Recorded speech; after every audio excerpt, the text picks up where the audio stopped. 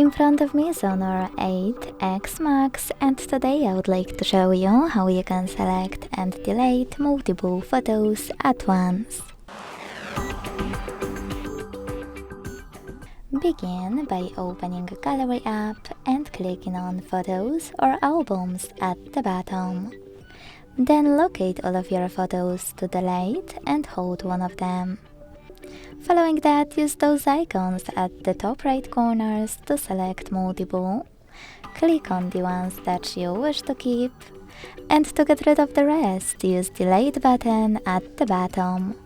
Then confirm your choice in the pop-up. Thanks so much for watching. If you enjoyed this video, leave a like, comment and subscribe. Bye!